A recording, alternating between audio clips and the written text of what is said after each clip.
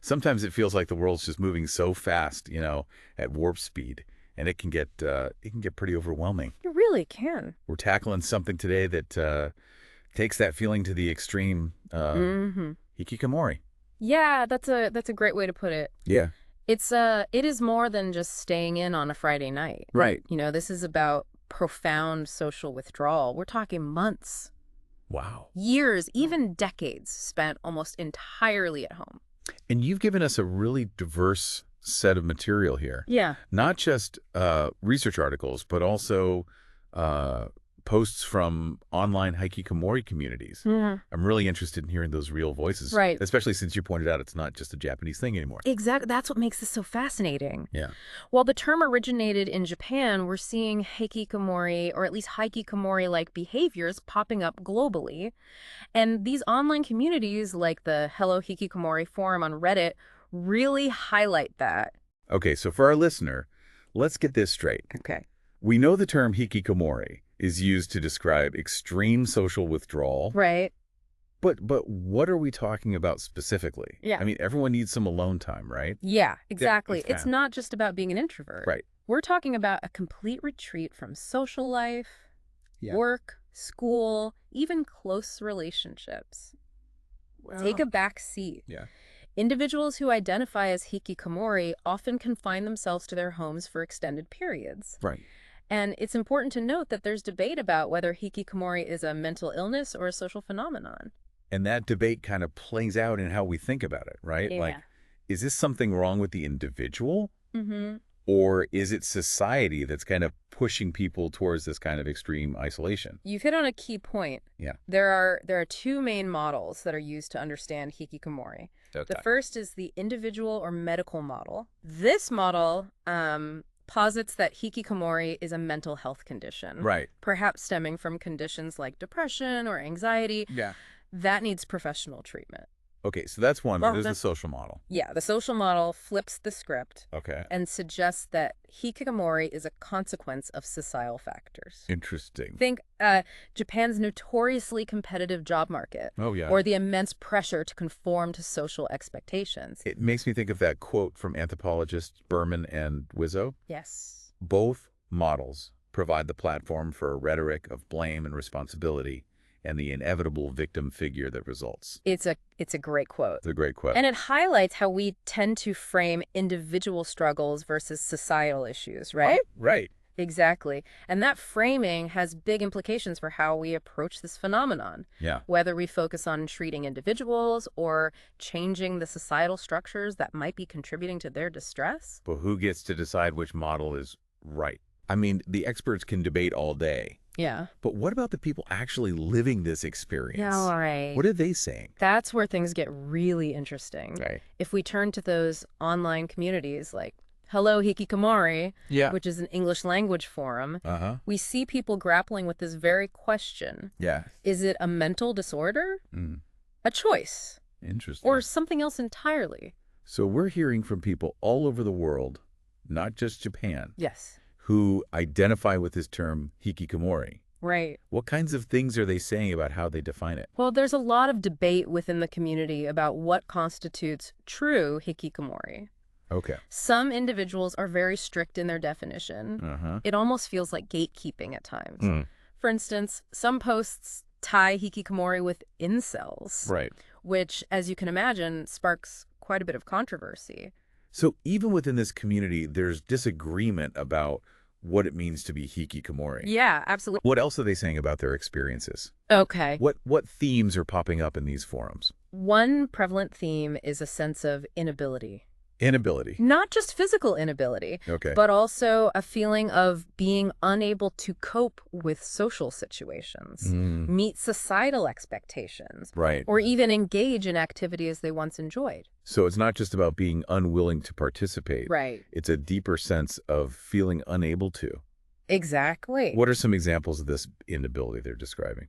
They talk about being unable to hold down a job, maintain relationships, or even function in what most people would consider normal everyday situations. So it's like there's this invisible barrier preventing them from engaging with the world in the way that they feel they should. Exactly. That must make it incredibly difficult to feel like you belong, like you have a place in society. Absolutely. And that feeling of not belonging Yeah. leads us to another key theme that emerges in these forums, Okay. the concept of the normie.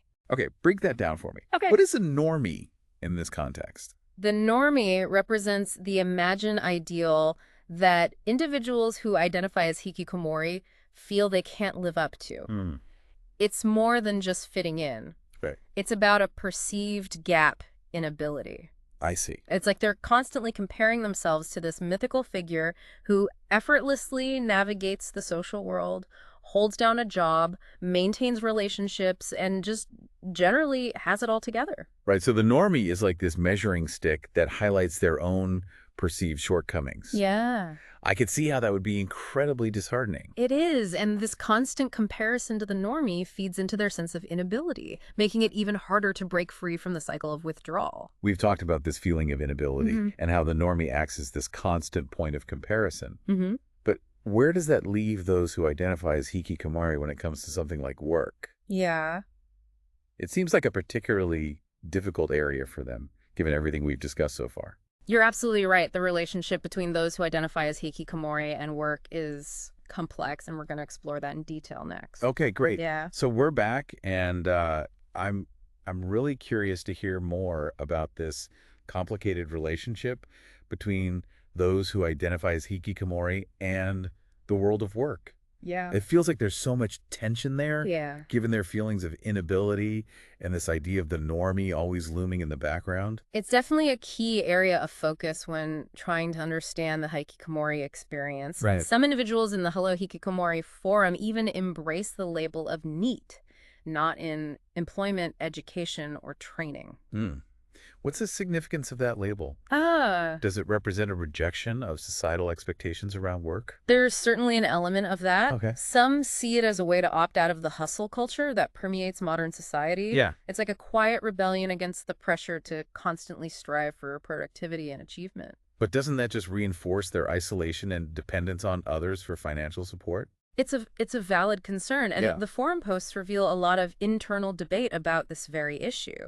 Some argue that being neat is a superficial label, Okay. focusing solely on employment status, Right. while hikikomori represents a deeper psychological and social withdrawal. So it's more than just not having a job. Yeah. It's about a fundamental disconnect from societal norms and expectations. Exactly, and this disconnect is highlighted by the language used in the forum. Okay. Terms like neat bucks and neat housing pop up frequently, reflecting the reality that many individuals who identify as hikikomori rely on social welfare or family support to survive. I'm guessing the term "neat bucks" refers to government assistance or disability benefits. You got it, and it's a complex topic. Right. On one hand, these benefits can provide a safety net, allowing individuals to meet their basic needs without the pressure of having to work. But on the other hand, could it be argued that it enables their withdrawal from society, making it harder for them to reintegrate and achieve a sense of independence? That's the heart of the neat bucks dilemma.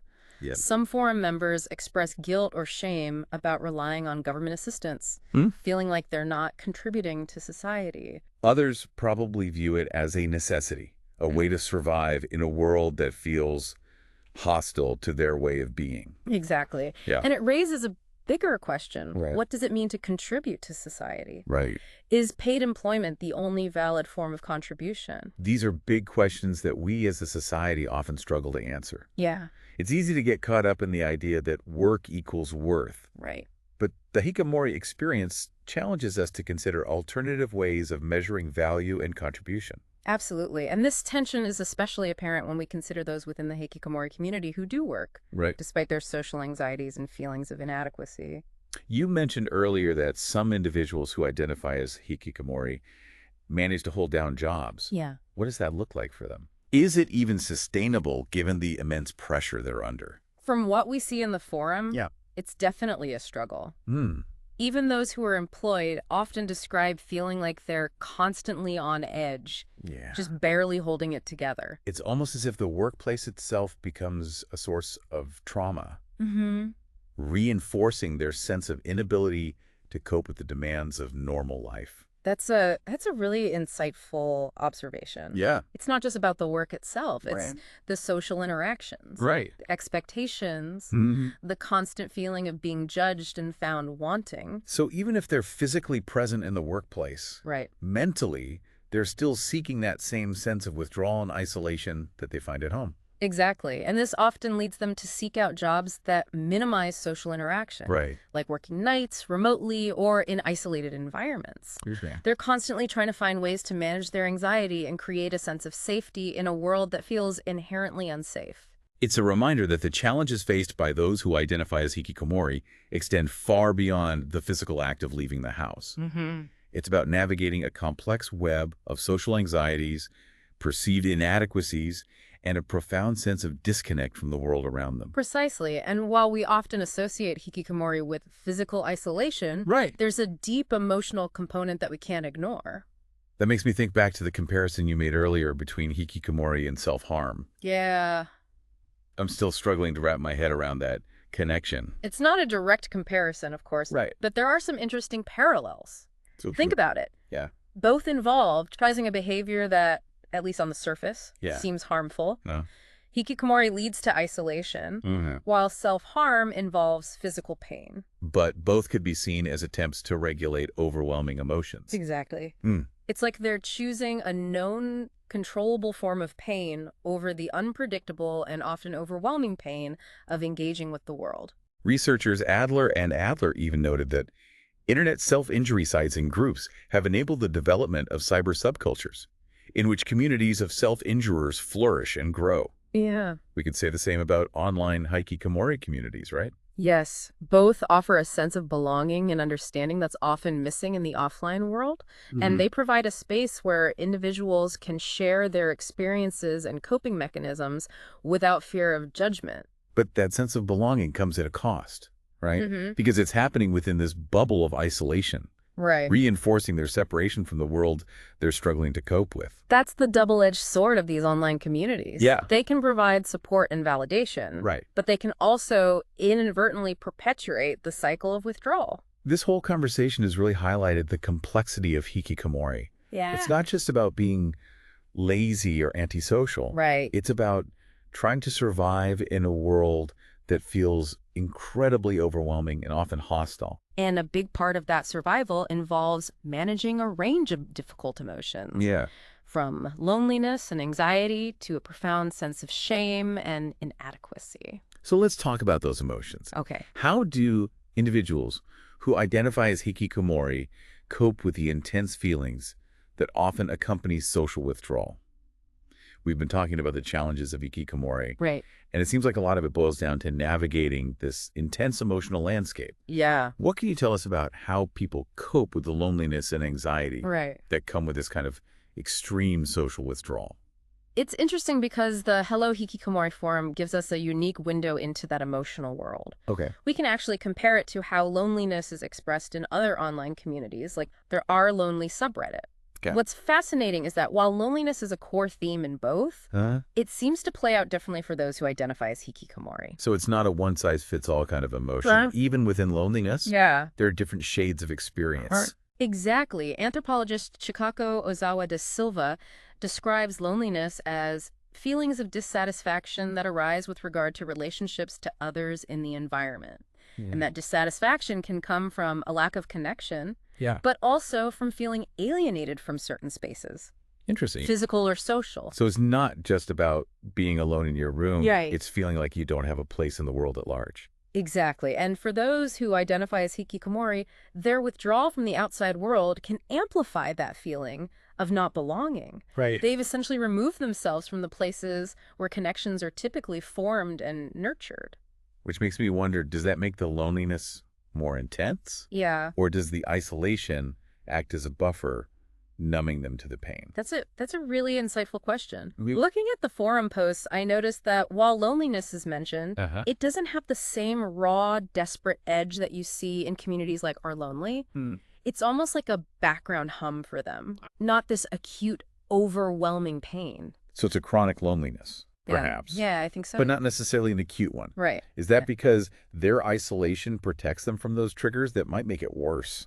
I I think there's something to that. Yeah. They're not constantly bombarded with images of happy, connected people on social media Right. or forced into social situations that highlight their discomfort. Right. In a way, their withdrawal becomes a way of regulating their emotional exposure. So it's a trade-off, less intense loneliness, Yeah. but at the cost of deeper isolation. Yeah. And that brings us to a topic we touched on earlier, Mm-hmm. the idea of suicidal thoughts. Right. You mentioned there was a difference in how this comes up in hikikomori communities Yeah. compared to other online spaces. Yes, and it's a sensitive but crucial point. Right. While suicidal ideation is present in both the hikikomori forum and in communities like Hearthside Watch, Yeah. it seems less immediate, Okay. less of a crisis mode for those who identify as hikikomori. What do you mean by that? Many posts talk about suicide as a potential outcome down the line, Okay. often linked to feels like losing their family support or ending up homeless. Right. It's more of a dreaded possibility than an imminent threat. Perhaps that ties back to their withdrawal, too. Yeah. They're not interacting with the world in a way that might lead to impulsive actions. It's possible, and it reinforces this idea that hikikomori, in some ways, is about managing extreme emotions, Right. even if it comes at a high cost. So after this deep dive, what's the key takeaway for our listener? What does the world of hikikomori teach us about ourselves and the society we live in? I think the biggest takeaway is that hikikomori isn't about laziness or being antisocial. Yep. It's a complex response to a world that many experience as fundamentally disabling, socially, emotionally, even economically. And it's a reminder that there's always more to the story than what we see on the surface. Right. We can't just label people or their behaviors without trying to understand the underlying pain and struggle. You're absolutely right. And while hikikomori might have originated in Japan, the fact that it's resonating with people globally tells us something about the pressures of modern life and the universal need to feel a sense of belonging and purpose. It's certainly given me a lot to think about. Yeah, me too. Any final thoughts you'd like to leave our listener with? If we think of hikikomori as being about feeling unable to participate in the world as it is, Right. what would it take to build a society where everyone feels able to thrive? Maybe that's the real challenge and the real deep dive we all need to take on. I think that's a great place to leave it. Yeah. Thanks for joining us on this deep dive. Thanks for having me.